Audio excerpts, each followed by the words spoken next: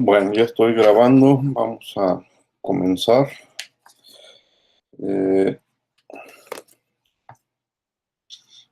Ayer revisé, ahora sí, la tarea 5.2. Ya les ha de haber llegado el correo con la información de cómo les fue. De nuevo, quienes tuvieron problemas o algunos errores, pues se los hago saber en el Classroom de forma individual, explicándoles en qué se equivocaron. Pero bueno, si hay una pregunta al respecto, pues la pueden hacer ahora. También califiqué el análisis número 4, el que entregaron la semana pasada. Y bueno, ya también en Classroom pueden ver los puntos que sacaron por ese cuarto análisis que fue de los videos. Hoy se llevan ya el último artículo, el número 5. Lo reciben hoy, ahorita se los muestro. Y tienen hasta el miércoles 18 de noviembre, entonces ya ese día, miércoles 18 de noviembre, terminamos con los análisis de artículos. Voy a presentar la pantalla para que vean el artículo que se llevan. Bueno, primero ayer envié un Twitter con la liga al artículo. El artículo se llama Uso energético de la biomasa a través del proceso de gasificación, y esta es la liga de donde pueden bajar el PDF. Y aquí están los hashtags que van a utilizar. Este artículo pues ya tiene que ver con una aplicación en ingeniería química que necesita mucho de información termodinámica para poder resolver estos procesos, llevar a cabo estos procesos. Y el artículo es uso energético de biomasa a través del proceso de gasificación.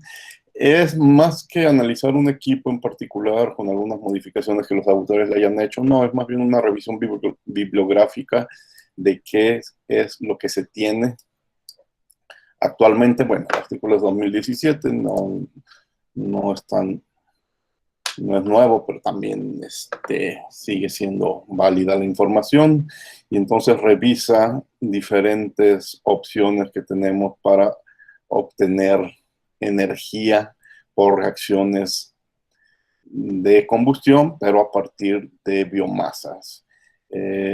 Analiza los diferentes procesos, operaciones que se encuentran en este proceso, las reacciones, acompañado incluso con algunos datos termodinámicos para ver de cuáles se obtiene más energía. Y bueno, pues al final lo interesante, analiza el tipo de gasificadores que se utilizan, los del lecho fluido, los del lecho fijo, los del lecho fluidizado. Bueno, aquí están los diferentes diagramas de reactores. Estos tres representan lechos fijos y estos dos representan lechos fluidizados. Bueno, pues van a conocer este proceso, las diferentes opciones que existen, y pues, alguna conclusión o alguna idea se darán si de veras son buena opción para obtener energía a través del proceso de gasificación. El detalle interesante es siempre utilizando biomasas, y entonces, bueno, también ahí van a aprender, vamos a ver qué se define como biomasa, qué materiales pueden entrar en estos procesos. Entonces, este es el artículo 5 para el análisis final en este semestre.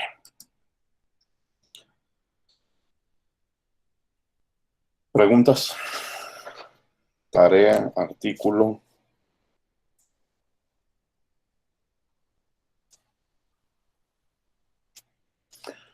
Bueno, si no hay preguntas, ¿qué sigue? No.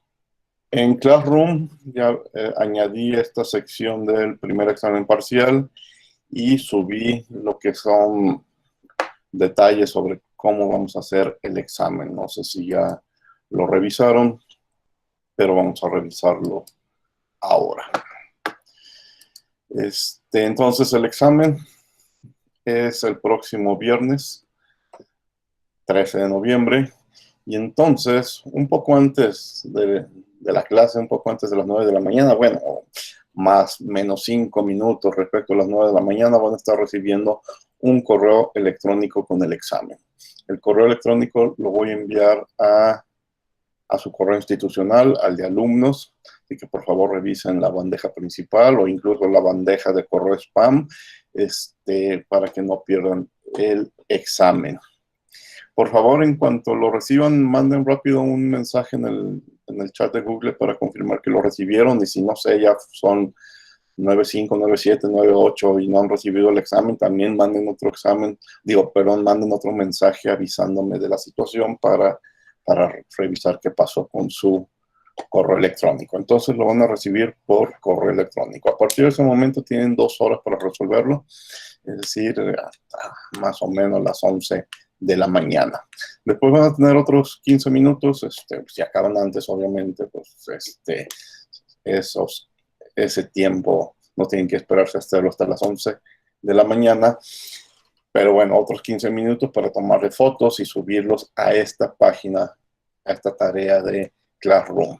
Entonces no me lo van a regresar por correo electrónico, lo van a subir aquí a Classroom. Por favor, envíen las mejores fotos posibles, que sean muy claras, si les da tiempo de convertirlo a PDF, mucho mejor. Porque obviamente textos que no se entienda o que sean muy difíciles de leer, ya sea por su letra o ya sea por la calidad de la foto, pues no lo puedo revisar, no lo voy a revisar. Pueden consultar, obviamente están en su casa y pueden consultar cualquier fuente de información, pero la recomendación es que cerca de ustedes tengan las tablas. Bueno, yo siempre recomiendo tablas termodinámicas, yo siempre recomiendo las del Cengel, pero incluso podrían tener un sitio web que les dé la información de forma más rápida. Ahí el detalle es porque los datos sean certeros, no se pueden equivocar y echarle la culpa al sitio web. La responsabilidad es de ustedes. Donde necesitan tener tablas o un sitio donde obtener datos termodinámicos. Un buen formulario también es recomendable y tablas de conversión. También, ya saben, muchas veces se tiene que interpolar en este tipo de problemas, entonces también tengan su herramienta, su método de interpolación a la mano.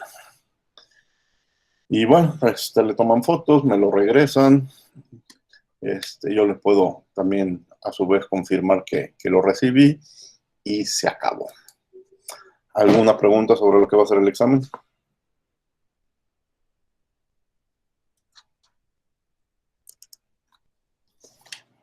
No, todo bien. ¿Todo bien? Bueno. Yo tengo una duda. Sí, dime. No recuerdo si ya lo había mencionado, pero ¿nos tenemos que conectar el día del examen a la llamada? No es necesario. Cualquier cosa estaremos en contacto más bien por el chat, pero aquí en Classroom, no. Ustedes van a su correo electrónico, bajan el archivo y se ponen a trabajarlo, ¿sí? Al final, bueno, sí, van a tener que entrar al Classroom, pero para subir su archivo, pero no nos vamos a conectar en Meet. Cualquier detalle, en el chat de Google lo resolvemos, ¿de acuerdo? Sí, gracias. ¿Alguna otra pregunta? Bueno, entonces eso el próximo viernes. Ya saben los temas que me interesan. ¿Cuántos problemas? Todavía no sé, pues todo depende. Tengo que elegirlos bien para que esas 2 horas sean más que suficientes.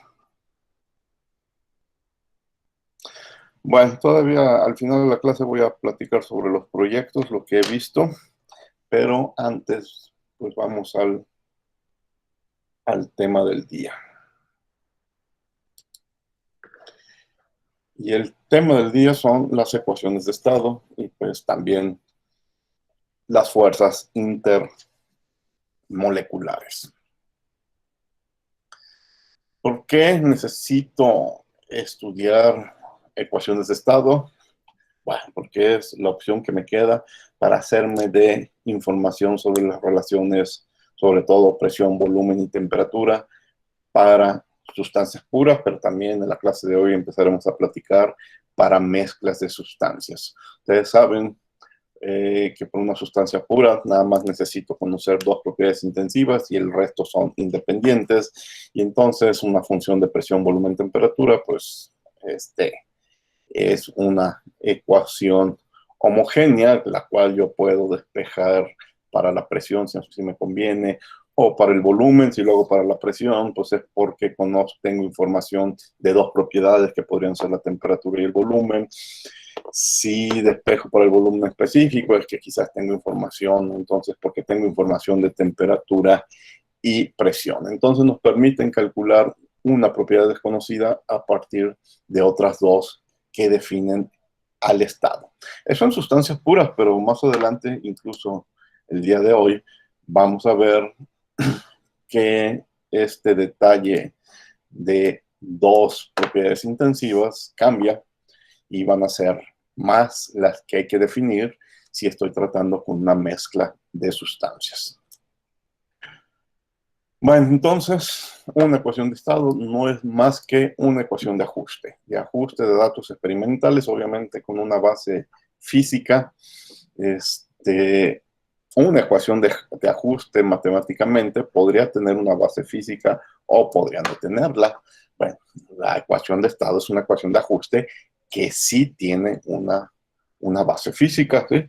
En general, las ecuaciones de estados son parte de lo que en física se llaman ecuaciones constitutivas. Ecuaciones constitutivas es lo contrario a una ecuación fundamental, es decir, a una ley. La primera ley, la segunda ley de la termodinámica son ecuaciones fundamentales, ¿sí? No se basan en datos experimentales, ¿sí? En cambio, las ecuaciones constitutivas sí, tienen una base física, pero también gran parte de su trabajo se construye a partir de lo que observamos experimentalmente. Bueno, pues en termodinámica tenemos un tipo de ecuaciones constitutivas que se llaman ecuaciones de estado termodinámica porque nos relacionan variables termodinámicas. Estoy seguro que ustedes conocen muchas ecuaciones constitutivas que se les han ido presentando a lo largo de la carrera. Por ejemplo, simplemente ahorita en Introducción a los Fenómenos de Transporte, pues ya están trabajando con la ecuación de Fourier, con la ecuación de Fick, con la ecuación de la viscosidad de Newton. Todas esas son ecuaciones constitutivas. Ninguna de esas es una ley fundamental de la física. ¿De acuerdo? Entonces, esas son las ecuaciones de estado. Y pues la ecuación de estado básica, la más sencilla, la que hemos trabajado durante todas estas semanas, pues es la de los gases ideales, es la más sencilla. ¿Sí? Podemos fácilmente despejar presión y queda con una función de la presión, podemos despejar fácilmente la presión y queda con una función de la temperatura y del volumen específico, o hacer cualquier otro tipo de despejes y es muy, muy sencillo. Entonces relacionan las propiedades medibles, las variables medibles, presión, temperatura y volumen. Esta ecuación puede ser derivada de la teoría cinética de los gases. Y cuando analizamos esa teoría, pues nos damos cuenta de todas las suposiciones que tenemos que hacer para que esta ecuación de un gas ideal pueda ser aplicada en la realidad, ¿sí?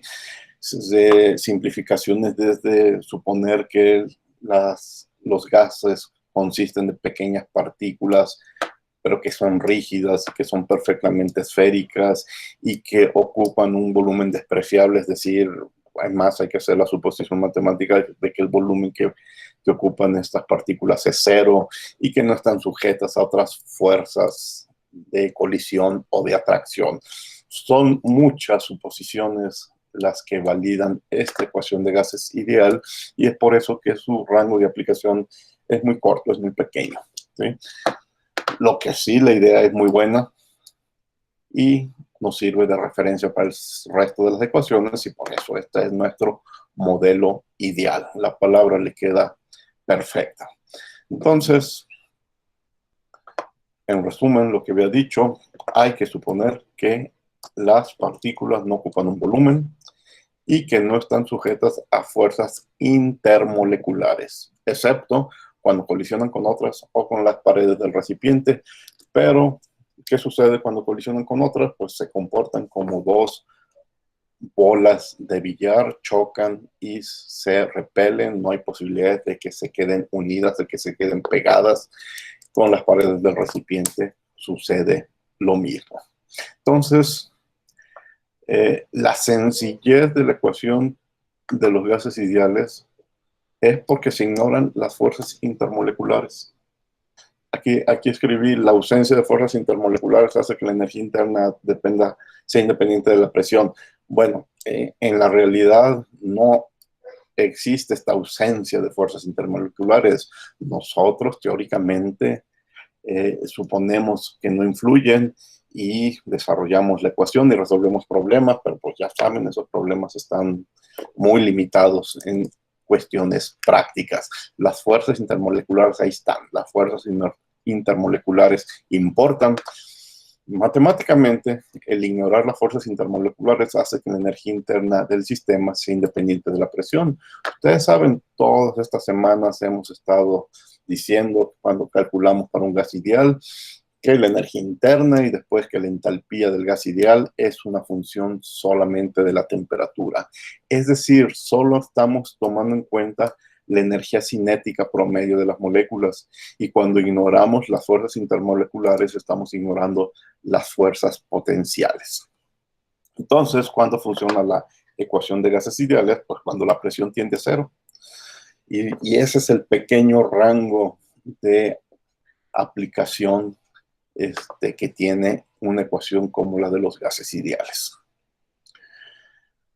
Bueno, aquí un comentario sobre la constante R, aunque ya lo había hecho en otra clase. Recuerden que la constante R no es una constante propia, exclusiva de los gases ideales, es simplemente un factor de conversión.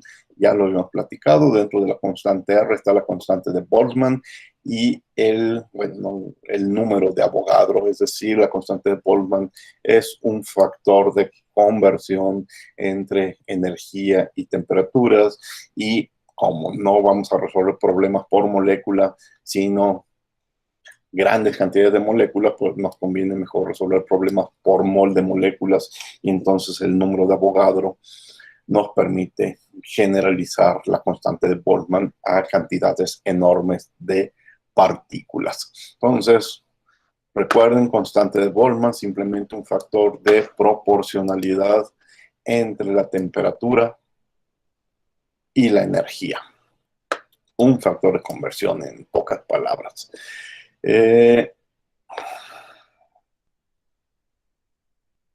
Bueno, último comentario: la constante de Boltzmann y la constante de los gases, pues es básicamente el mismo dato, solamente que una está referida a un mol y la otra no. Entonces, pues ya también lo habíamos platicado. Quitémonos de la cabeza la idea de que es una constante exclusiva de los gases o de los gases ideales. Tiene ese nombre porque es generalmente la forma en la que lo conocemos, y pues no lo podemos evitar que quizás incluso nosotros la nombremos así, pero no tiene que ver, no es exclusiva de los gases ideales. Bueno, para entender un poco el porqué, el efecto de las fuerzas intermoleculares, pues vamos a repasar esas fuerzas intermoleculares. Recuerden que les había recomendado unos videos que hacen una mejor explicación de lo que aquí voy a decir. Aquí simplemente voy a nombrar las fuerzas intermoleculares, pero para mayor detalle, pues ahí está el video que les recomendé la clase anterior y que está en Classroom. Bueno, antes de nombrar a las fuerzas intermoleculares que nos importan, recordemos qué es la energía interna. Pero la energía interna, que le podríamos haber dejado el nombre de energía molecular, pues es la suma de energías cinéticas y potenciales a nivel molecular, es decir, es la energía molecular cinética más la energía molecular potencial. La energía cinética tiene que ver con el movimiento, entonces tiene que ver con el movimiento de las moléculas que pueden ser de traslación, de rotación, de vibración. ¿Sí? Y está, por lo tanto, relacionado directamente, de acuerdo a la teoría de Maxwell y Boltzmann, con la temperatura. Pero la energía potencial, que tiene que ver con la posición de las moléculas entre ellas, o de molécula a molécula o de componentes de una molécula dentro de una molécula, se puede dividir entre energía intramolecular e intermolecular. Y es muy importante distinguir este par de detalles de intramolecular. La intramolecular son diferencias de energía entre componentes de una molécula. ¿Sí? Una molécula puede estar formada por una gran cantidad de átomos o de grupos grupos químicos, por ejemplo, aniones, cationes, y entonces las relaciones entre esos grupos o esos átomos dentro de una molécula y sus efectos le suman a la energía intramolecular. Pero entre diferentes moléculas que forman tu sistema, formado por millones de moléculas, pues esas relaciones, esos cambios de energía potencial es lo que llamamos las fuerzas intermoleculares. Y en el caso de gases, para armar una ecuación que tome en cuenta la presión, pues esta es la parte que afecta, las relaciones entre moléculas. La intramolecular va a ser importante, pero sobre todo en el caso de reacción química, y entonces, bueno, va a sumar mucho cuando utilizamos los deltas H de reacción. Pero la intermolecular es un poco más difícil de tomar en cuenta y de determinar, porque las fuerzas intermoleculares pueden ser de muchos tipos. Entonces, la energía potencial a nivel molecular pues tiene que ver con la posición de un átomo, o la posición de una molécula, o la posición entre moléculas. Está relacionado con los enlaces covalentes entre átomos de la misma molécula, ¿verdad? Esa sería la intramolecular, ¿sí? Pero cuando tiene que ver con relaciones entre diferentes moléculas, pues es la intermolecular. Y la intermolecular depende ya no solamente de la temperatura, sino también de la presión. En gases ideales hacemos la suposición que no hay fuerzas intermoleculares, entonces por eso quitamos el efecto de la presión. ¿Cuáles son las principales fuerzas intermoleculares? Son fuerzas de atracción como las fuerzas electrostáticas, los enlaces de hidrógeno y las fuerzas de Van der Waals. Ahora, esto que se explica mucho mejor en los videos que les recomendé, ahí nos damos cuenta que las fuerzas de Van der Waals no es un tipo de fuerza, es una familia de fuerzas, es decir, hay diferentes tipos de fuerzas que forman en global lo que se llaman las fuerzas de Van der Waals. Entre ellas están las interacciones dipolo-dipolo, las fuerzas de Debye y las fuerzas de dispersión de London. Bueno, las de dipolo-dipolo a veces se conocen como las de Keeson. Un repaso rápido de estas fuerzas. Las electrostáticas tienen que ver con las cargas de si es que en tus moléculas hay grupos ionizados. Ustedes saben que puede haber grupos que actúen como un catión y hay grupos que pueden actuar como un anión. Por ejemplo, hay grupos carboxilos que tienen una carga negativa, grupos aminos que tienen una carga positiva y actúan como imanes. Entonces, hay grupos moléculas donde domina la carga negativa y hay otras moléculas donde domina la carga positiva. Si chocan, es muy probable que se peguen o se atraigan como si fueran imanes. Es decir, las moléculas ya no se están comportando como bolas de billar que si chocan se separan por el efecto de ese choque, de esa fuerza, ¿no? Aquí ya pudiera haber atracciones. En diluciones acuosas estos enlaces son muy débiles, pero en ambientes hidrofóbicos son mucho más fuertes. Ejemplos: sólidos iónicos como los cristales de sal Las fuerzas electrostáticas son muy importantes. Electrolitos como soluciones de ácidos o soluciones de sales, también las fuerzas son importantes. Y en gases ionizados o plasmas, esas fuerzas electrostáticas llegan a dominar la parte en las relaciones entre moléculas. Otro ejemplo de un enlace muy importante y sobre todo para la vida es el enlace de hidrógeno, ¿sí? Eso sucede cuando un átomo de hidrógeno es enlazado a un átomo fuertemente electronegativo, como el nitrógeno o como el oxígeno, ¿sí?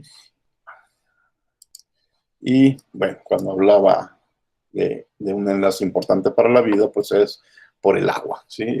Cuando se encuentra el hidrógeno con el oxígeno, se forman enlaces de hidrógenos presentes en el agua, pero también presentes en moléculas muy importantes como el ADN.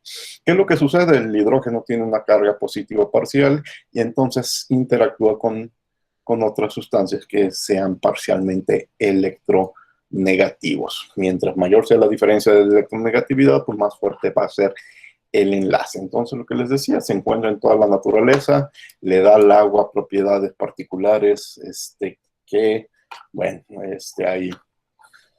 hay evidencias que ese enlace permitió el desarrollo de la vida y pues también está presente en moléculas como el ADN. Es la fuerza intermolecular que mantiene unida las hebras de la molécula. Bueno, entonces ahora el tercer ejemplo que tengo son las fuerzas de Van der Waals. Como les dije, sí, las fuerzas de Van der Waals más que nada son una familia de fuerzas que pueden ser atractivas o repulsivas dependiendo las moléculas. Un ejemplo de ellas son las fuerzas dipolo-dipolo o las fuerzas de Gison. Una atracción dipolo-dipolo es una atracción no covalente entre dos moléculas o dos grupos polares de la misma molécula si esta es muy grande, ¿sí? Se atraen entre sí cuando la región positiva de una está cerca de la región negativa de la otra. Luego están las fuerzas de dipolo permanente o dipolo inducido. Fíjense si en las de ¿cómo se llamó? Gison, las dos moléculas, se encuentran dos moléculas y las dos moléculas son de dipolo. En las de Debye no. En las de Debye posiblemente solo una de ellas sea de dipolo, pero induce a la otra, ¿sí? Entonces dice, es cuando el dipolo de una molécula polar induce un dipolo de una molécula que no era polar. Estas fuerzas son muy débiles en general. Comparado con todo lo que hemos hablado antes, son débiles, ¿sí?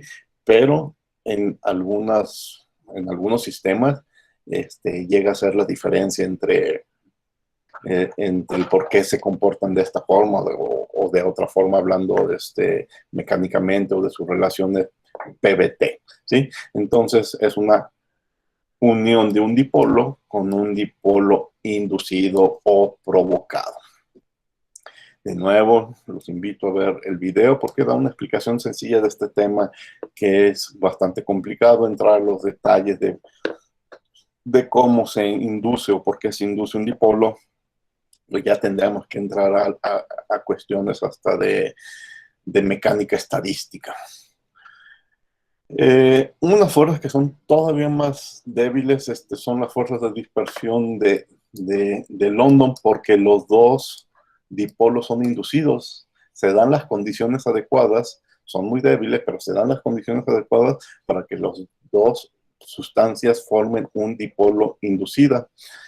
Son moléculas no polares, donde en un principio no esperaríamos esos dipolos, pero debido a la densidad electrónica que se mueve alrededor de la molécula, y dice aquí de manera probabilística, hay una probabilidad de que se forme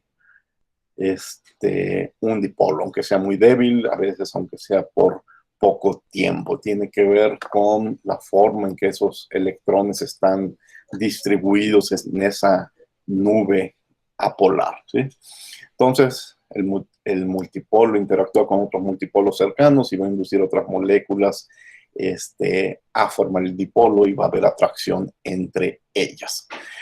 Bueno, antes de pasar a otro tema, recordar aquí la palabra que me lo recuerda, toda la explicación de estas fuerzas pues la encontramos en la mecánica estadística.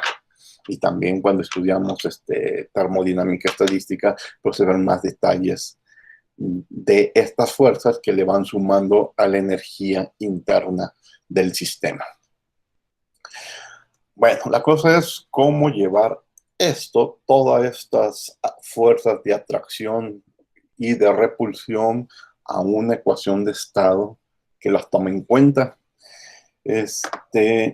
Toda esa información se concentra en unas funciones matemáticas que se llaman funciones potenciales.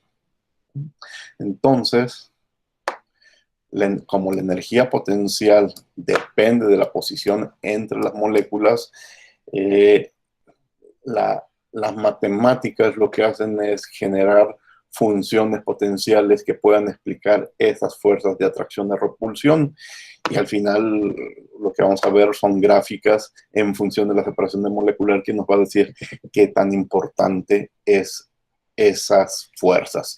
Y bueno, la función matemática que veremos graficada es lo que llamamos una función potencial. Esa ecuación, esa función matemática nos dice qué tanta energía del gas depende de la presión. Y la presión está relacionada con la distancia entre moléculas. Hay muchos modelos de funciones potenciales, unos muy simples como los que vamos a platicar otros, y otros muy complejos que se salen de nuestro tema de nuestro curso. El modelo más simple es el potencial de Sutherland. Es tan simple que sigue suponiendo que las moléculas son esferas rígidas, como bolas de billar. ¿Sí?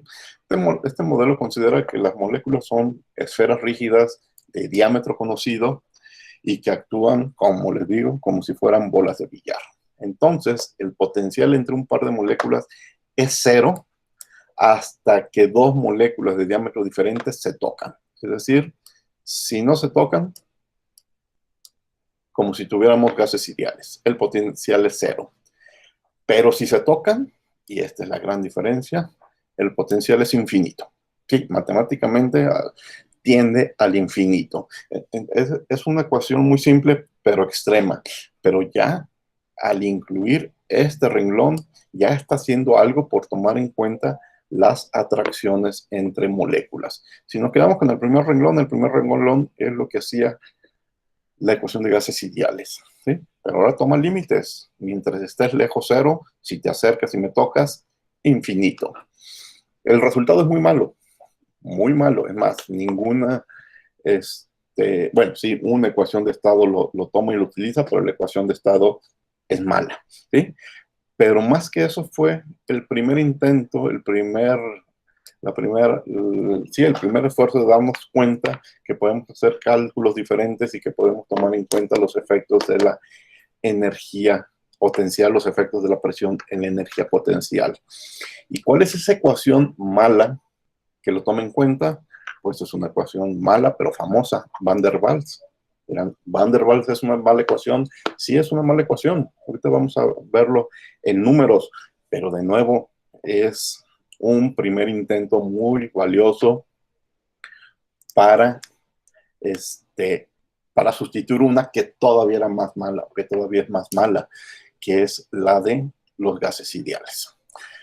Hay otras funciones potenciales y hay una que se queda a medio camino entre lo complejo y lo simple, que es muy utilizada, que da ya en general para ciertos casos buenos resultados, y es la función potencial de Lennard-Jones. La función potencial de Lennard-Jones la toman ecuaciones más completas que surgieron después de la de Van der Waals y pues nos dan mejores ecuaciones de estado. Obviamente hay potenciales más complejos, funciones matemáticas más complejas que nos sirven para moléculas más complejas, pero el potencial de Lennard-Jones fue un buen avance en tomar en cuenta para moléculas, bueno, a ver, más bien, es el primer esfuerzo que dice que las moléculas ya no son rígidas, como realmente sucede, ¿sí? Que son en realidad una nube de electrones, y esa nube de electrones no es una esfera rígida, puede tener diferentes formas y es elástica, por decirlo de alguna forma, ¿sí? Entonces, las interacciones repulsivas se dan cuando las nubes de electrones se enciman, ¿sí? Y entonces ya tomen en cuenta que es posible que diferentes moléculas se encimen. El origen de esta ecuación potencial de Lennard-Jones está ya en la mecánica cuántica, que dice que las fuerzas de repulsión son exponencialmente dependientes de la posición, ¿sí? Aquí está una función potencial y esa n toma valores de 8 a 16. No vamos a entrar en los detalles de la construcción de estas ecuaciones y ni siquiera vamos a ver los detalles de cómo esa ecuación se inserta en ecuaciones de estado, ¿sí? Pero bueno, toma en cuenta relaciones entre posiciones, utiliza una constante de proporcionalidad para las fuerzas repulsivas y funciona, ¿sí? Esta es la gráfica que les decía, la gráfica del potencial de Lennard-Jones como una función de la distancia entre moléculas. Este es el centro de la molécula, este es el exterior de una molécula y esta es la distancia a la cual se acerca otra molécula. Entonces, si está relativamente cerca, las energías entre ellas son importantes. Si la otra molécula está muy lejos, los efectos son cero, ¿sí? Entonces, esta es la función potencial, que es una medida de la energía potencial. Y para diferentes moléculas tenemos diferentes funciones potenciales. Vean cómo ya logramos distinguir que el comportamiento del oxígeno es muy diferente al comportamiento del cloro y al comportamiento de cualquier otra sustancia. Aquí también está graficada el benceno, pero podemos graficar cualquier otra sustancia pura y vamos a ver diferencias, ¿sí? Entonces, el valor del parámetro para la distancia aumenta con el tamaño de moléculas y el parámetro energético es proporcional a las interacciones de las fuerzas de Van der Waals existentes. Los ejemplos que aquí mostramos son especies no polares, ¿sí? Y en una especie no polar, las únicas fuerzas Van der Waals existentes son las de dispersión. Entonces, por eso, aquí no lo alcanzamos a ver, pero una función potencial simple como la de Lennard-Jones nos funciona con sustancias no polares. Pero para sustancias polares ya tenemos que recurrir a otras funciones matemáticas. En muchos libros, como en el Koretsky, pero también ahorita recuerdo como el BIR de fenómenos de transporte, porque el BIR también habla de estos temas cuando trata de explicar el concepto de la viscosidad. Pueden encontrar tablas para leer los parámetros de Lennard-Jones de diferentes especies. Y pues esa información se lleva a las ecuaciones de estado. Ahorita revisaremos esas ecuaciones de estado. Pero antes, presentemos un principio muy importante en el desarrollo de las ecuaciones de estado, las ecuaciones de gases reales, que es el principio de los estados correspondientes. Fíjense, ese principio de los estados correspondientes también se lo debemos a Van der Waals. Van der Waals hizo muchos avances. Hace rato dije que la ecuación de Van der Waals al final es una ecuación muy mala. Sí, así, ya para cuestiones prácticas, es una ecuación muy mala. Pero los avances, lo que hizo Van der Waals no es nada despreciable. Y como muestra tenemos fuerzas de Van der Waals, tenemos un principio de estados correspondientes de Van der Waals, tenemos una ecuación de estado de Van der Waals y al final de esta clase voy a presentar unas reglas de mezclado que también son y la llamamos regla de mezclado de Van der Waals. Entonces, en todos los aspectos de este tema, Van der Waals hizo muchas contribuciones. Bueno, en 1873 presenta este principio que dice: todos los fluidos, cuando se comparan con la misma temperatura reducida y la misma presión reducida, tienen aproximadamente el mismo factor de compresibilidad y se desvían de un gas ideal en el mismo grado. Es decir, si yo planteo mi teoría en función de una energía potencial adimensional, es la misma para todas las especies. Y es lo que, yo estoy seguro que ustedes lo han utilizado, es lo que hacemos cuando buscan factores de compresibilidad en una gráfica que ustedes ya conocen. ¿En qué se basa la construcción de esa gráfica? Pues en el principio de los estados correspondientes. Entonces, lo que dice es que existe una función universal que aplica para todas las sustancias, en el que si escalamos la energía potencial al parámetro de energía y si escalamos la distancia entre moléculas al parámetro de tamaño, es decir, aquí tenemos el parámetro de energía y aquí tenemos el parámetro de distancia, la función es la misma para cualquier sustancia. Como ya en la práctica, ¿cómo lo hacemos? Pues construyendo lo que se llama un sistema reducido, ¿sí? La temperatura de nuestro problema entre la temperatura crítica de esa sustancia es mi temperatura reducida. Lo mismo para la presión entre presión crítica, volumen específico entre volumen crítico, y tenemos nuestras temperaturas reducidas, presiones reducidas y volumen reducido. Y nos dicen que a la misma temperatura y presión reducida, diferentes gases tienen el mismo comportamiento. Y entonces, en vez de trabajar con estas funciones potenciales, pues podemos trabajar con parámetros medibles que son temperatura, presión y volumen. Y de ahí sale la definición del factor de compresibilidad, que es una función. Como estamos en sustancias puras, pues nada más necesito dos. Es una función de la temperatura reducida y de la presión reducida. Y esta última ecuación nos dice todos los fluidos a la misma temperatura reducida y a la misma presión reducida tienen el mismo factor de compresibilidad. Bueno, pues ese principio de los estados correspondientes lo vamos a aprovechar. Y antes de presentar las ecuaciones de estado que nos interesan, un último detalle.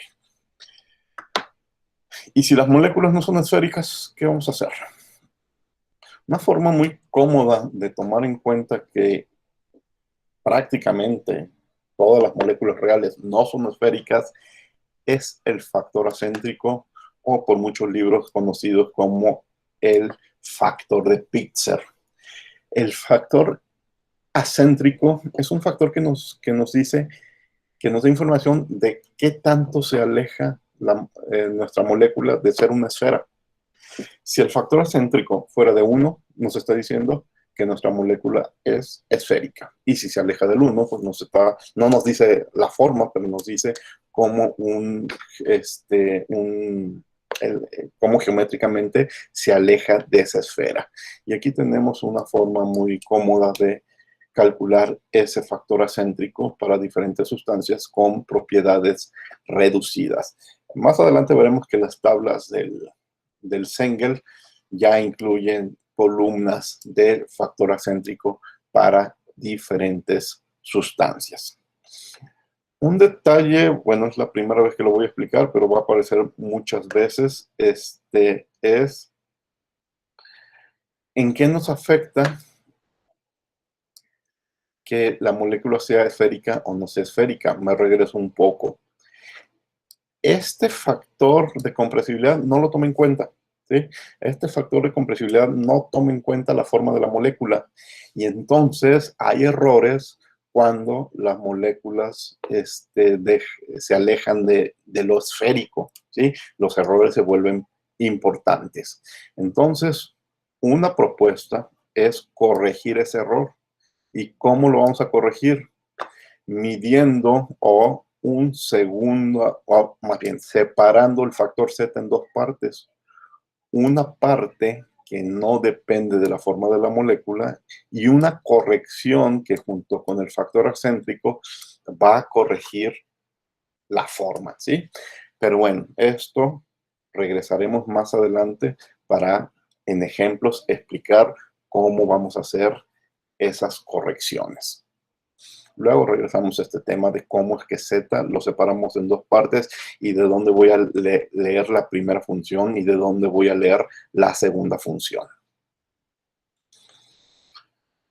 Bueno, entonces ya presentamos el principio de los estados correspondientes, ya nos dimos cuenta que vamos a corregir esos posibles errores por la forma de las moléculas, pues vamos a presentar las ecuaciones de estado. Bueno, un último detalle respecto a este factor excéntrico: no todas las ecuaciones lo toman en cuenta, las más simples no lo toman en cuenta. Van der Waals no toma en cuenta el factor excéntrico. Ya veremos cuando se complican las ecuaciones, se hacen más complejas, cuáles empiezan a tomar en cuenta el factor excéntrico. Para Van der Waals no le importó. En parte, por eso, insisto, Van der Waals en general es una mala ecuación. Pero déjenme tomar café de mientras hagan preguntas.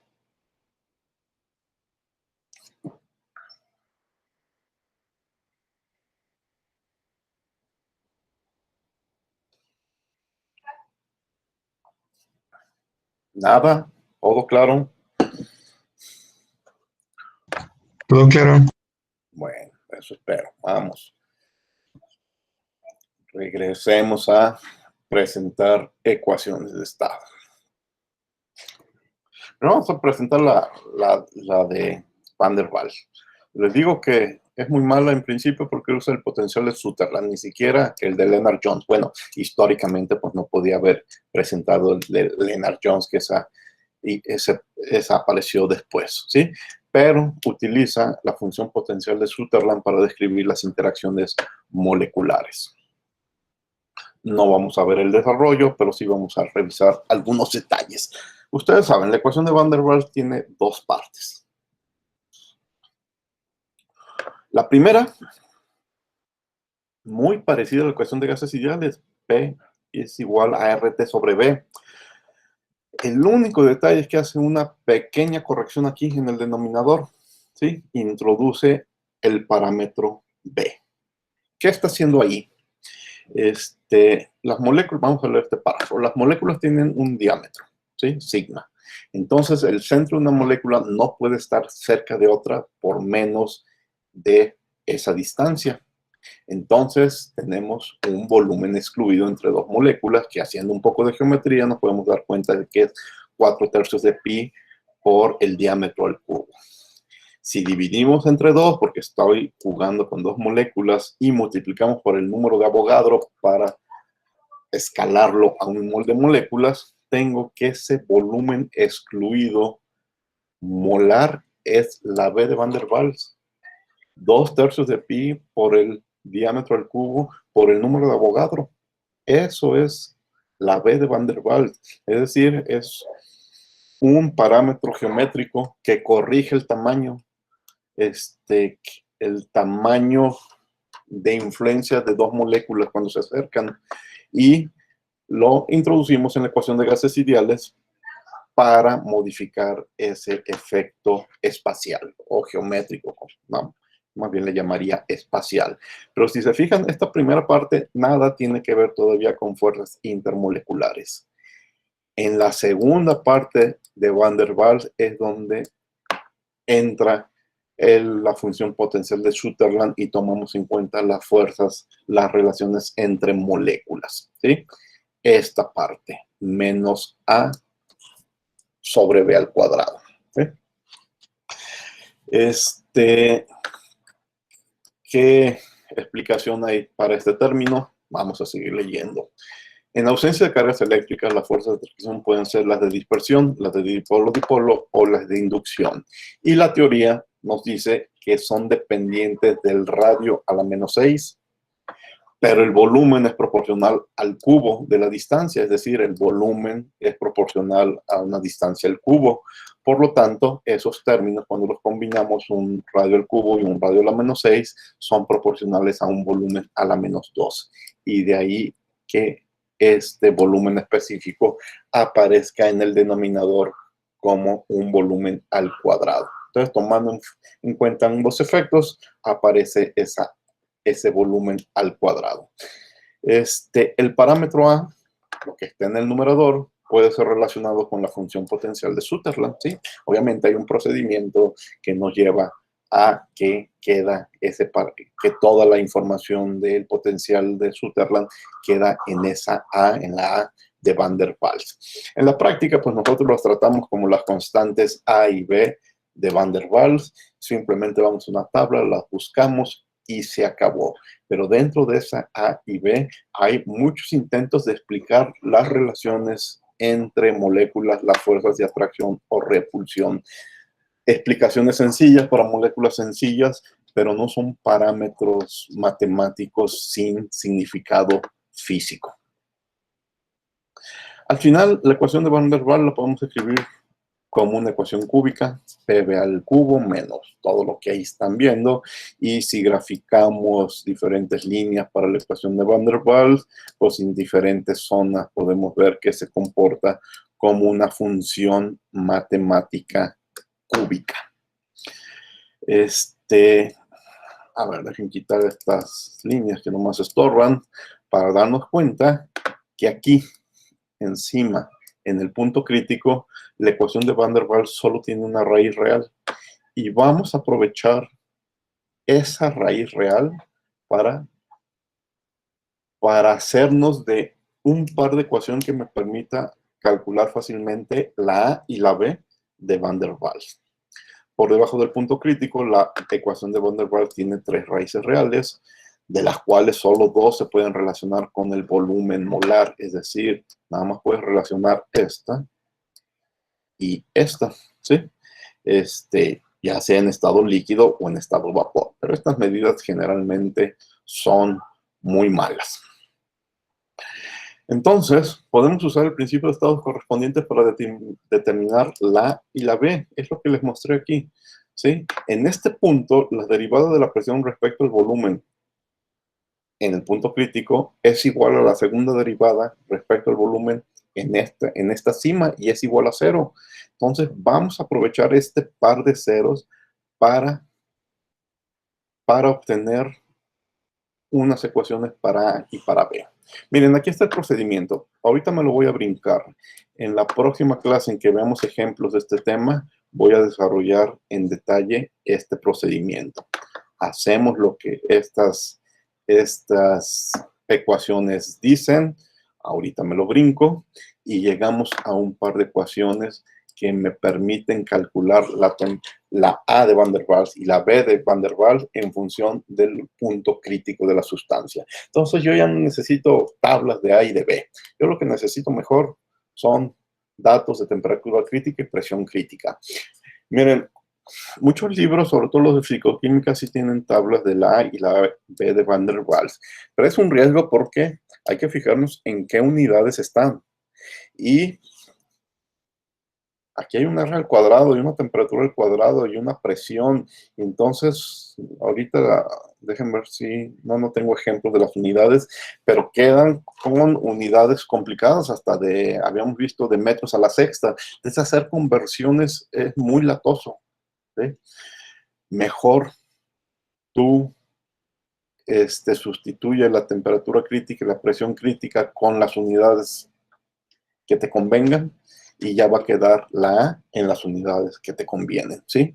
Es decir, sistema inglés, sistema internacional, o si no quieres en metros, en centímetros, etcétera, pero tú puedes controlar las unidades en las que quieres trabajar. Entonces, podemos reescribir la ecuación de Van der Waals en su forma reducida. Esta es la ecuación de Van der Waals, ¿sí? Solamente que estuve sustituyendo funciones reducidas. También algo de esto veremos en el ejemplo de la próxima clase. Y un detalle en el que me doy cuenta que Van der Waals pues, es una mala ecuación. Cuando yo calculo la Z crítica, utilizando Van der Waals me da un valor de 375. Pero la teoría de los estados correspondientes, que es general para todas las sustancias, valores experimentales de ese factor, nos dice que 0.29 es un buen valor real que aproxima a la Z real. Fíjense, Van der Waals nos hace cálculos de 0.375, ¿sí? Esta es una diferencia importante. Ahorita vamos a ver cómo otras ecuaciones de estado se acercan de manera importante a este 0.29, mientras que Van der Waals se mantiene en 0.375. Ahora, fue un avance, porque ¿qué valor tendría Z crítica, que ni siquiera lo planteábamos con gases ideales? Pues 1, ¿sí? El caso real es Z1. Entonces, Van der Waals sí avanzó hasta el 0.375, pero queda lejos del 0.29.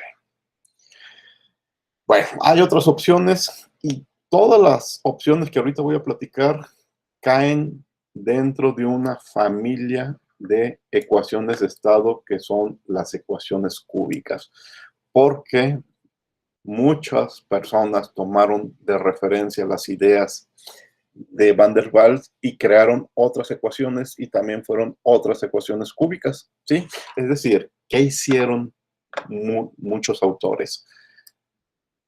Aceptaron de buen modo, no había mucho más que añadir el primer término de la ecuación de Van der Waals, es decir, eso del volumen excluido, no había nada que corregirlo.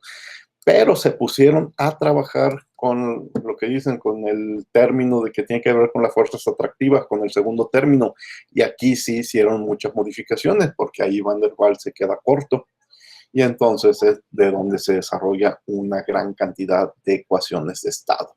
Yo voy aquí a platicar de tres: la de Redlich-Wong, la de Swabey-Redlich-Wong y la de Peck-Robinson. Ahora, un detalle muy interesante, vean las fechas, los años. No fue un desarrollo obvio de un día para otro. Van der Waals se presenta en 1873 y, bueno, vean, entre Van der Waals y Swabey-Redlich-Wong hay casi 100 años, ¿sí? 100 años para pasar del a sobre b al cuadrado a esta función. Eran matemáticamente, bueno, diferente, pero pues no es nada del otro mundo. Pero aquí adentro hay mucho trabajo de la termodinámica estadística, de la mecánica estadística, para dar explicaciones de las relaciones entre moléculas, ¿sí? Me voy a salir un poco de esta presentación para ir a dónde, a Classroom. La clase anterior les dije que les estaba compartiendo un material extra sobre el tema, que está aquí en diversos materiales sobre ecuaciones de estado. Y está este artículo, bueno, esta parte del libro que les digo, no sé qué libro es, que se llama Ecuaciones de Estado. Y aquí es donde nos presentan muchas más opciones. Fíjense, aquí en la sección 3.1 empieza a hablar de la ecuación de Van der Waals, pero vean esta tabla, la tabla 3.1. Vemos cómo hay una gran cantidad de ecuaciones que siguen la fórmula de Van der Waals y modifican solamente el término atractivo. Y bueno, esto es un resumen de desde Redlich-Wong, que fue un gran avance, hasta esta ecuación del 89, ¿sí? Y obviamente no nos está presentando todas, pero todas estas son ecuaciones cúbicas que modifican, que se basan en Van der Waals y con avances en las relaciones en la ciencia de las relaciones entre moléculas van modificando el término atractivo. Dirán, y bueno, ¿y es la única familia o gran familia de ecuaciones de estado? No, no es la única familia de ecuaciones de estado. Si ahorita vemos, aquí hay algunos avances en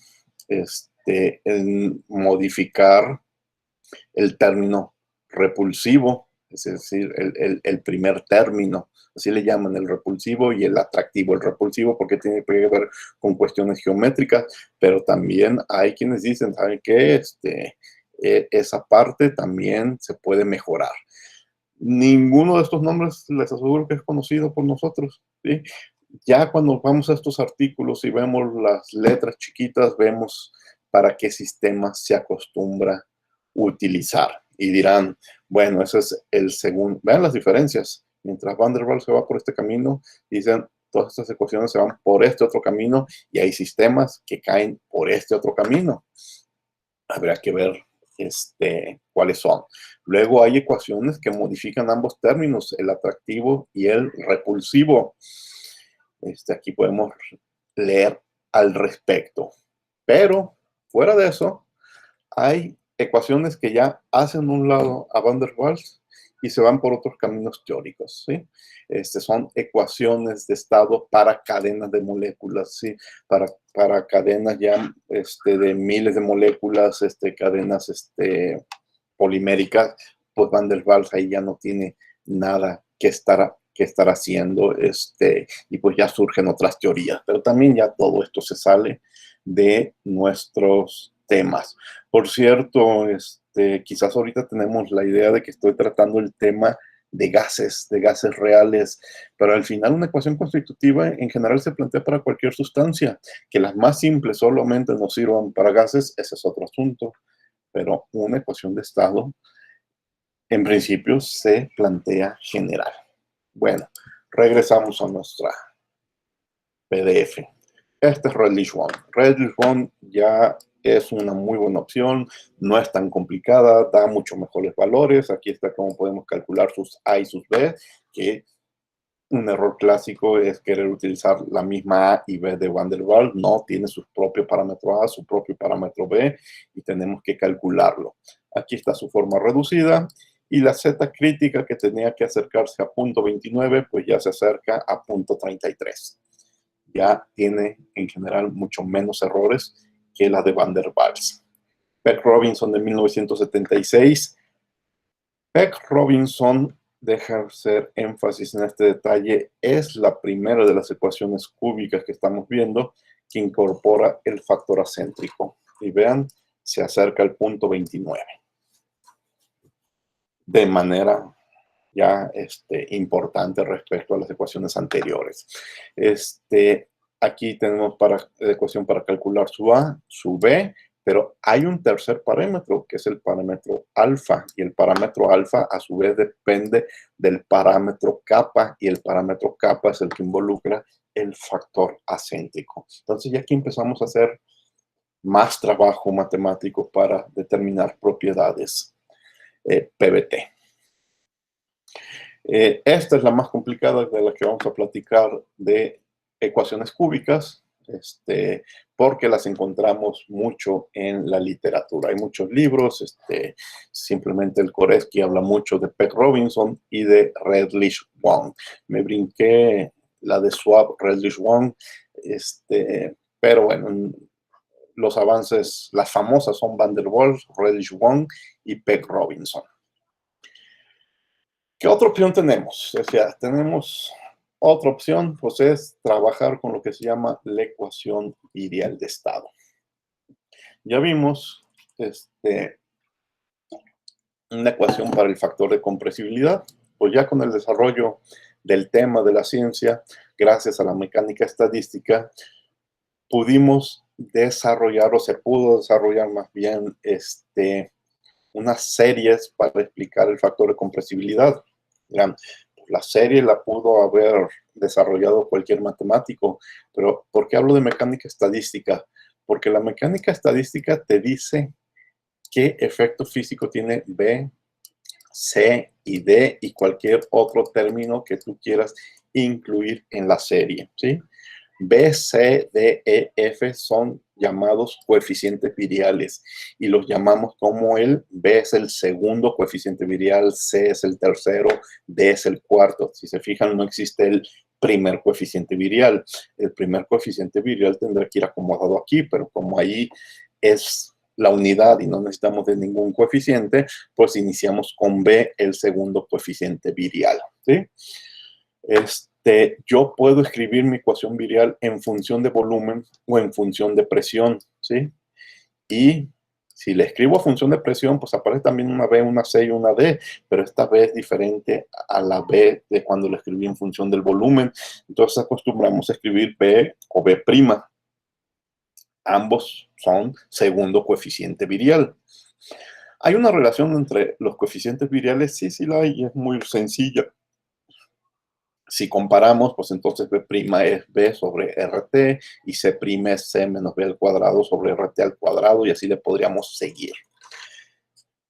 El detalle es cuál ecuación utilizar, una ecuación virial en función del volumen o una ecuación virial en función de la presión. Para eso me regreso un poco a las ecuaciones cúbicas, a la ecuación de Van der Waals, para recordar o hacer obvio un problema que tenemos con Van der Waals. Es cúbica para el volumen. De Van der Waals yo puedo despejar fácilmente la presión, pero el volumen tengo que resolver una cúbica. Y es más, eso me recuerda decirles desde ahorita que tengan a la mano para este tema, para estos ejemplos, un buen método para resolver ecuaciones cúbicas, ¿sí? Porque ese problema tienen las ecuaciones de estado. Tengo que resolver una ecuación cúbica si mi pregunta es el volumen y no puedo sacarle la vuelta a esa ecuación cúbica. Pues en el tema de las ecuaciones viriales sí le puedo sacar la vuelta. Puedo plantear una ecuación en función del volumen o puedo plantearla en función de la presión, ¿sí? La primera es explícita en presión, la segunda es explícita en volumen. ¿Cuál voy a utilizar? Por la que me convenga en función de las preguntas. Esto ahorita queda como comentario, va a ser muy importante en las próximas semanas. ¿Qué tan buenas son las ecuaciones viriales? Es más, o más bien, en vez de haber preguntado qué tan buenas son, ¿cuántos coeficientes viriales tengo que tomar? ¿Con 1, con 2, con 3? ¿O incluyo 4, 5 y 6? Obviamente, incluir cada vez más coeficientes viriales es pedirle a la mecánica estadística explicaciones más complejas que muchas veces no están disponibles, pero también implica mayor trabajo matemático. Mire, como regla muy general, podemos decir que me puedo quedar solamente con el segundo coeficiente virial en problemas donde no sobrepasemos los 15 bares de presión, ¿sí? Podría ser nuestro límite teórico. De 15 a 50 bares trabajando con gases, pues tendremos que hacerlo con 3 términos, es decir, incluir el segundo coeficiente y el tercer coeficiente. El problema es de dónde voy a sacar esos coeficientes. ¿Están disponibles? ¿Están en la literatura? Porque ahorita yo no voy a entrar a un curso de mecánica estadística para aprender a calcularlos. En el futuro podría ser interesante, pero para un ingeniero químico en general no se va a meter estos problemas. Vamos a utilizar lo que ya otros hicieron y lo vamos a aprovechar. Ya otros resolvieron estas integrales. Si están disponibles, las vamos a aprovechar. Si no, voy a buscar otra opción, ¿sí? Entonces, más de 50 bar, por quizás se justifique, o sistemas más complejos, introducir hasta el tercer coeficiente virial. Pero ahí, les repito, queda aparte el tema de, ¿y tengo esa información disponible? ¿Sí? Bueno, entonces, si aplicamos el principio de los estados correspondientes de la ecuación virial, recordemos primero el principio de los estados correspondientes y después recordemos que pues, tenemos que meter el factor acéntrico si queremos utilizar ecuaciones sofisticadas, pero sin factor acéntrico, pues no le encuentro mucho sentido. Entonces, pues en el cálculo de un coeficiente virial también se tiene que hacer en dos partes, porque quiero tomar en cuenta la forma de la molécula y eso empieza a complicar un poco nuestras relaciones. Bueno, hay ecuaciones que nos ayudan. Una de ellas es las relaciones de Abbott. Una relación semi-empíricas muy sencillas que me permiten conocer ese par de segundos coeficientes virial. ¿Sí? Entonces, las puedo utilizar, sustituyo aquí, y ya tendré un coeficiente virial reducido. Espérenme también a los ejemplos para ver cómo hacemos uso de estas ecuaciones. Y con esa idea se desarrollan algunas ecuaciones basadas en la virial, y las más conocidas son la de Betti-Bridgman y la que tengo aquí abajo de Benedict-Webb-Rubin. Fíjense, la de Betti-Bridgman toma 3 coeficientes, el segundo, el tercero y el cuarto. Es explícita en el volumen y nos proporciona la forma de calcular la B, la C y la D. Sin embargo, la B necesita de una B sub 0, de una A sub 0 y de una C. La C mayúscula necesita de una B minúscula, de una A mayúscula. La A sub 0 ya la habíamos marcado, la C también, la B sub 0, la B, la C y la B sub 0. Es decir, Betti-Bridgman es una ecuación de 6 parámetros. Eso lo que complica es de dónde los voy a sacar. Si la literatura te los proporciona, pues adelante, pero obtenerlos, pues es meternos ya a otros temas. Betti-Bridgman es una ecuación de 6 parámetros. Aquí está 1, 2, 3, 4, 5. A de 5, porque sí es cierto, es de 5. No sé de dónde yo había calculado 6. Son 5 parámetros, ¿sí? Ajustables. Ahorita les muestro unas tablas del Cengel donde leemos parámetros para algunas sustancias. La de Benedict-Webb-Rubin es de muchos más parámetros. Vean, 1, 2, 3, 4, 5, 6, 7, 8. Alfa, beta y gamma. A0, B0, C0 son 6. La A, la B son 8. ¿No hay una C minúscula? No, no hay. Son 8. Y aquí están las tablas que les decía del Cengel. 1, 2, 3, 4, 5, 6, 7, 8. Entonces, Benedict-Webb-Rubin es una ecuación de 8 parámetros. Betti-Bridgman es una ecuación de 5 parámetros, ¿sí? Su origen está en la ecuación virial, y sus detalles de qué información está dentro de la 0, del A, del B sub 0, de la B, de la C, de la alfa, de la gamma, no le vamos a entrar. Pero la mecánica estadística, la termodinámica estadística, ahí es donde revisas todos esos detalles. Nosotros simplemente, si las podemos utilizar porque tenemos los parámetros, las vamos a utilizar. Este diagrama, que también sale del Cengel, nos dice, compara 3 ecuaciones. La de Van der Waals, el número de arriba, la de Betti-Bridgman, el número del medio, y la de Benedict-Webb-Rubin, el número de abajo. Y estos 3 ceros lo que nos dicen que alta temperatura y baja presión, aquí hay una baja presión, las 3 ecuaciones son perfectas. 0% de error. Entonces, ¿para qué trabajar con una tan complicada como Benedict-Webb-Rubin cuando Van der Waals funciona? Pero vámonos acá abajo. A alta presión, esta es una alta presión, y baja temperatura, Van der Waals ya da errores muy grandes, 20%, mientras que Benedict-Webb-Rubin se mantiene en un aceptable 2%. ¿Sí? Ahí está el por qué no nos podemos quedar en ecuaciones sencillas, en ecuaciones simples. ¿Existen, lo que decía hace un momento, ecuaciones de estado para líquidos y sólidos? Sí existen, son menos complicadas,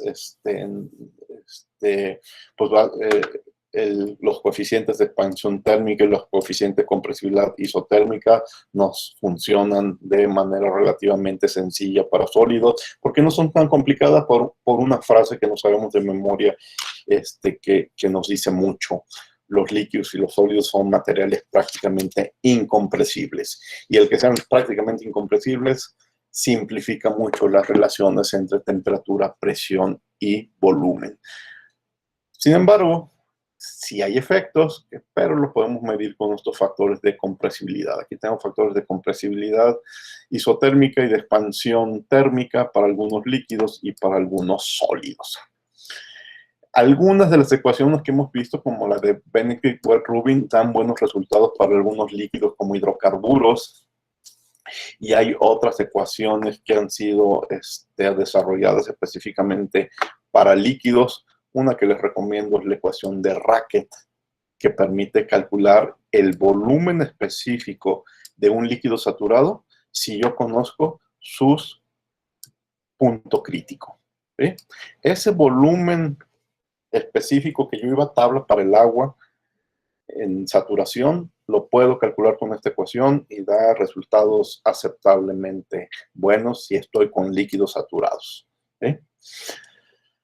Bueno, la otra opción, si no tengo datos para Webb-Rubin y para Benedict, pero quiero seguir con la ecuación virial y con el principio de los estados correspondientes, pues es leer datos de la tabla de compresibilidad de la famosa Z. Pero les había dicho que esa famosa Z la voy a separar en dos partes, Z0 y Z1, para poder introducir el factor acéntrico. Mira, bueno, no, quería mostrar otra cosa. Supongan que ustedes van al Sengel. Es más, aquí tengo un Sengel abierto, porque tengo aquí preparado el Sengel para platicar de los proyectos. Pero me voy a ir al Sengel al capítulo 3. Al capítulo 3. ¿Por qué al capítulo 3? Más adelante.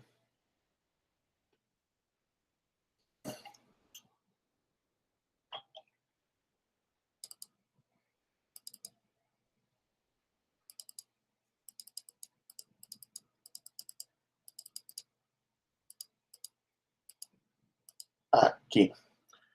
Aquí hay un diagrama como el que seguramente han utilizado en cursos como físico-química o como química para leer el factor Z. Eje YZ, eje X la presión reducida y las diferentes líneas corresponden a la temperatura reducida. Muy bien, da buenos resultados, pero no toma en cuenta el factor acéntrico, ¿sí? Te da directamente una Z, ¿sí? Con dos lecturas. Yo quisiera una muy buena ecuación, pero que quizás sea más compleja, pero que tome en cuenta la forma de las moléculas. ¿Qué opción tengo? Ahorita me brinco estas dos gráficas. Una ecuación que les nombré en la clase anterior, la de Lee Kessler. Koreski, el libro de Koreski y muchos libros de termodinámica utilizan la ecuación de Lee Kessler para hacer esas medidas. Esta es la ecuación de Lee Kessler, bastante compleja, con diferentes parámetros B, C y D, pero a su vez B es función de B1, B2, B3, B4 minúscula, C es función de C1, C2, C3, D es función de D1 y D2, y aquí aparte hay otros parámetros alfa, beta y gamma. Es una ecuación bastante compleja, pero muy buena. Y no nada más me calcula relaciones PBT, también me calcula funciones de desviación, que son las clases de las próximas semanas. Coeficientes de fugacidad, que es el tema dentro de 2 o 3 semanas, ¿sí? Entonces, es una ecuación excelente, muy compleja. En este curso no nos da para meternos a los detalles de la ecuación y utilizarla, podríamos decir, a mano, ¿sí? ¿Qué es lo que hace Koreski? Nos regala diagramas donde ya está graficada toda la información de esa ecuación de Lee Kessler. Esta primera gráfica sería el equivalente a lo que vimos en la de Sengel, es Z contra presión reducida, pero es una Z0, la que no toma en cuenta el factor acéntrico. Esta segunda gráfica ya corrige y es un Z1. Entonces yo vengo con mi presión reducida y con mi estructura reducida y leo dos zetas. La primera z la sustituyo aquí, la segunda z lo sustituyo acá y tendré una z corregida con la forma de las moléculas. Nuestra mejor opción es leer la z de la ecuación de Lee-Kessler. Este par de gráficas se encuentran en el capítulo 4 del Koreski. Y ustedes me podrían decir, se los muestro en la próxima clase. Pero estas gráficas son muy pequeñas, muy reducidas y vean, este es punto 1 y este es punto 2, entre punto 2 y punto 3 tengo muy poco espacio para leer. Los apéndices del Koreski me dan las tablas con los datos con los que se construyeron estas gráficas. Entonces, la recomendación es no busquemos datos en estas gráficas, mejor vamos a los apéndices del Koreski y buscamos en las tablas y tendremos una muy buena aproximación. La próxima clase les muestro esas tablas del Lee-Kessler. Bueno, entonces el siguiente tema ya no quiero tratarlo hoy. Opción, carta de compresibilidad generalizada. ¿Cuántas opciones vimos hoy? Básicamente 3 opciones para utilizar ecuaciones de estado. Ecuaciones cúbicas, comandadas por Van der Waals, pero les recomiendo Redlich-Wong o cualquiera de las otras dos, ¿sí? Segunda opción, ecuaciones como la de Benedict, basadas en la ecuación virial. Tercera opción, un diagrama de zetas, pero un diagrama completo, digo, una opción completa que incluya el factor acéntrico. ¿Qué más hemos visto el día de hoy? Si tenemos sólidos o líquidos, también hay opciones. Ecuación de Racket. Y si vamos a, disculpen que me paso tan rápido, si vamos a trabajar con coeficientes viriales, pues por lo menos hoy presentamos una opción para calcular el segundo coeficiente virial. Ya con el tercero lo tendríamos que buscar en la literatura, no hay forma sencilla de calcularlo. ¿Qué es lo que sigue? ¿Dónde me quedé? Me quedé aquí. Todo lo que he platicado hoy, o gran parte de lo que he platicado hoy, quisiera también aplicarlo para mezclas de gases, ¿sí? ¿Por qué se complica el tema? Porque cuando tengo un solo tipo de molécula, pues nada más hay un tipo de interacción entre moléculas del mismo tipo. Pero cuando tengo dos moléculas, tengo moléculas del tipo 1 y moléculas del tipo 2, hay 3 tipos de interacciones. Las de 1 con 1, que son del mismo tipo. Las de 2 con 2, que son del mismo tipo, pero diferentes a las de 1 con 1. Pero también hay interacciones de 1 con moléculas tipo 2. Entonces, tengo que sumar 3 tipos diferentes de interacciones moleculares a mi ecuación, mientras que con sustancias puras nada más tenía un solo tipo de interacciones moleculares. Por eso se complica el tema de mezclas. Pero eso, el resto de la presentación, ya lo platico el lunes, ya falta poco, y vemos ejemplos. Lo que pasa es que quiero un poco de tiempo para comentarles algo sobre sus proyectos. ¿Preguntas? Mucho material, mucha información sobre ecuaciones de estado en un solo día. Prácticamente hoy les hice un resumen del 80% del capítulo 4 del Koreski. Pero también, sin embargo, quiero rápido pasar ese capítulo 4 porque vienen cosas más interesantes. Y ustedes, yo sé, todos ustedes tienen experiencia utilizando ecuaciones de estado reales. ¿Preguntas? Nada.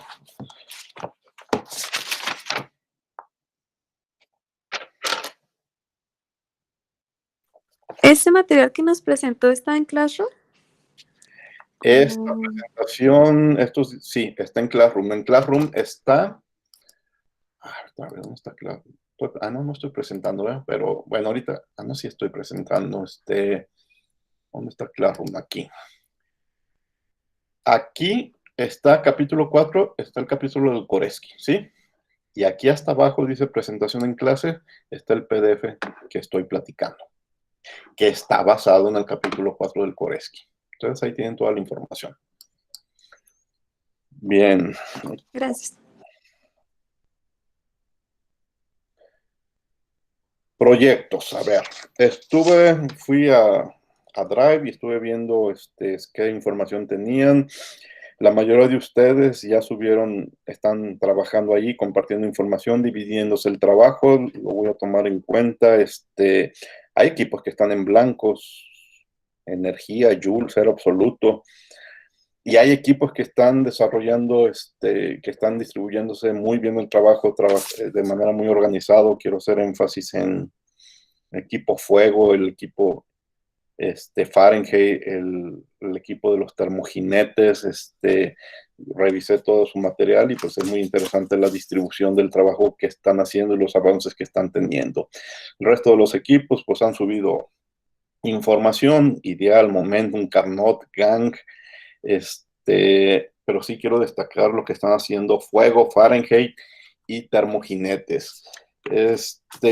Cualquier duda que haya sobre el proyecto, quiero que no nos separemos a las clases, utilicen el chat y pues yo voy ahí a la información que tienen y puedo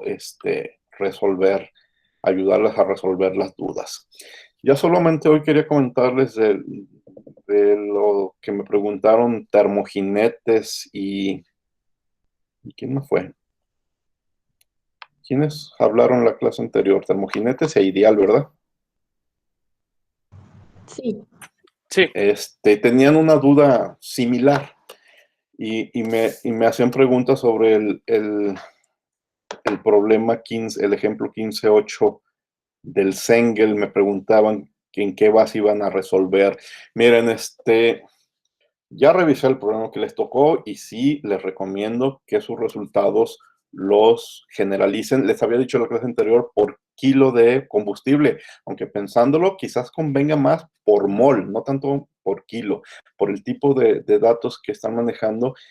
Al final sea más cómodo que reporten por mol de combustible y no por kilo, pero al final sea por kilo por mol, ustedes lo deciden.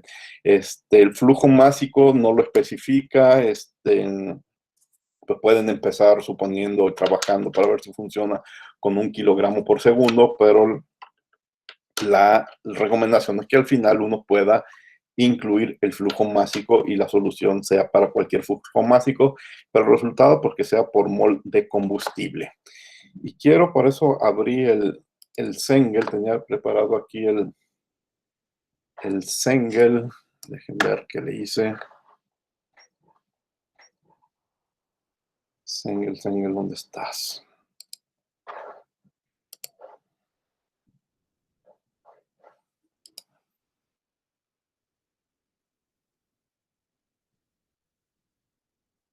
Tampoco lo cerré. Dejen abrir el Sengel. Ah, no, aquí está.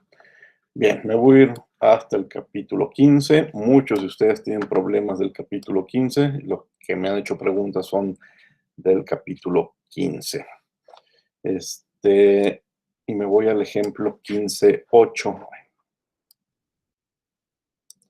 Este es un Sengel de octava edición.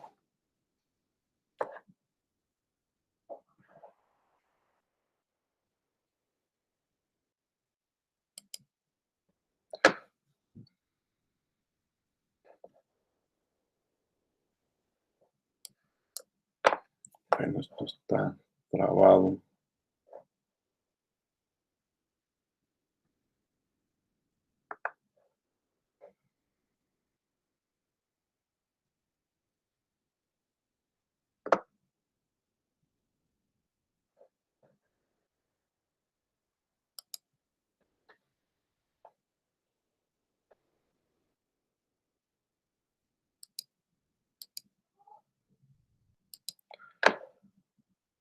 A ver, tengan paciencia con este programa, no sé qué le pasó.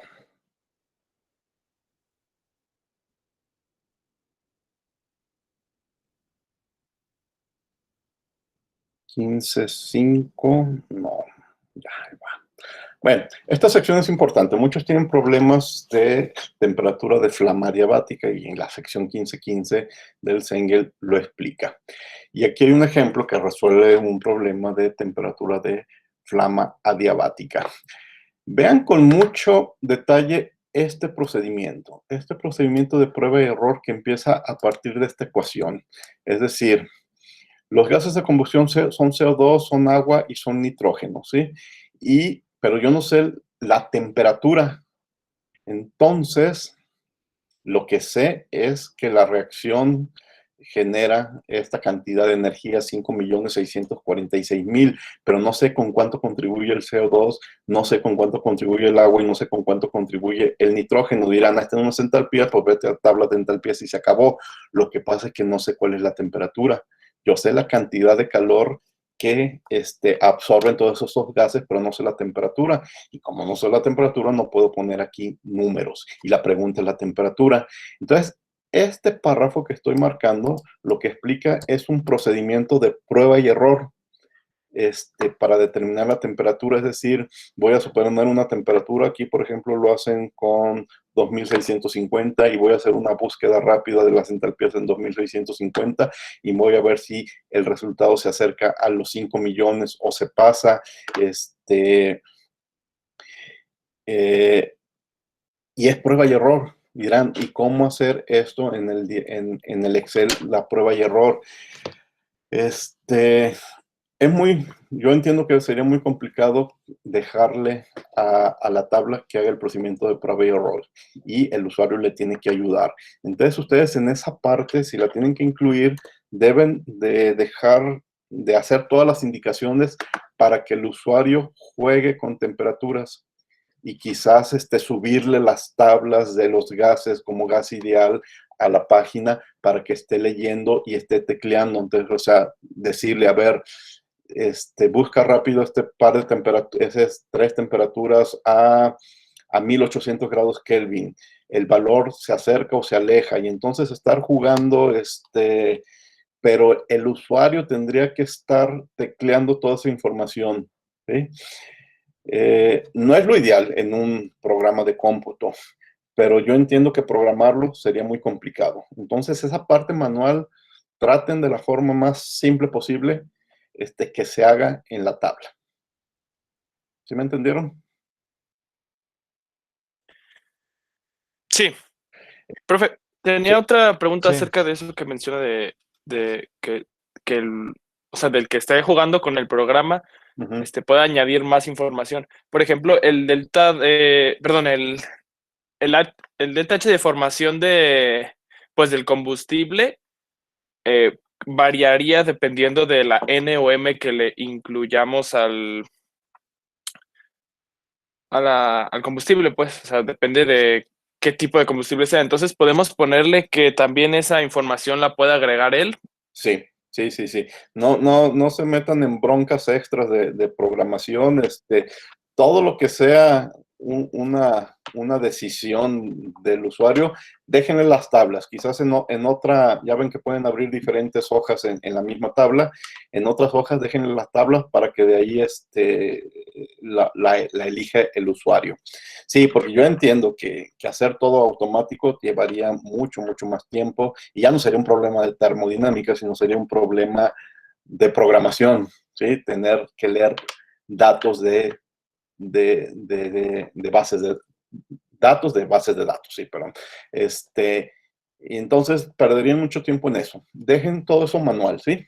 Pero manual en el sentido de que no lo vamos a escribir en la libreta, sino lo vamos a buscar en tablas que están ahí en el mismo Excel o el programa que estén utilizando. ¿De acuerdo? Sí, ok, entonces en el mismo documento incluimos los datos que puede utilizar entonces Lo que yo apreciaría mucho de su trabajo es que que den buenas explicaciones. O sea, que le digan, mira, que el usuario pueda leer, haz esto y haz esto. Recuerda que haz esto y vete a tal lado y de ahí busca tú las tablas y las tecleas aquí, ¿sí? Que den buenas explicaciones, eso sí sería interesante. Ok, está bien, gracias.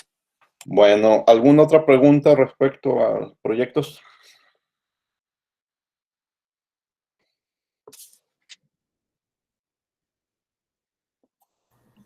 Sí, profe, nosotros tenemos una pregunta. Sí. Tenemos un problema igual, es de flama adiabática. Sí. Y pues apenas empezamos como con el desarrollo del problema, se divide como en dos partes. Y el primero es calcular la temperatura de la flama. Sí. Entonces, pues realizamos varios, pues sí, lo desarrollamos varias veces, pero no nos concuerda el dato que obtenemos nosotros de la temperatura con, bueno, lo buscamos como en otros lados, así como en internet, para comparar, pues, para ver si estábamos en lo correcto con nuestro procedimiento. Y pues no concuerda, entonces no sabemos si el error puede estar en el uso del CP que nosotros estamos haciendo, porque ya ve que tienen como rangos, entonces el que nosotros tenemos creo que no entra en ese. O no sabemos si también se considera el nitrógeno que sale, por ejemplo, porque pues entra el aire. Deja ver el problema. Mándame tus dudas en el chat, así en forma de preguntas. Y dime a qué archivo voy al Drive para revisarlo. Lo reviso y luego te contesto en el chat. Ok, está muy bien. Muchas gracias. Suban lo que llevan en el Drive. Ajá. Mándame un mensaje explicándome las dudas y en qué archivo lo puedo ver, lo que hicieron, en qué archivo puedo también comparar con quienes se están comparando ustedes, y ya que lo revise, te hago comentarios en el chat. Ok, gracias. Bueno, y así para cualquier otro equipo, si tienen dudas, que yo tenga que revisar lo que han hecho, háganmelo saber en el chat, me dicen qué archivos quieren que revise en el Drive, lo reviso, regreso al chat y les contesto. Así vamos a trabajar, ¿de acuerdo? Bueno, pues vamos a terminar. Esto ya ha sido de los videos más largos. Si no hay preguntas, voy a finalizar la grabación.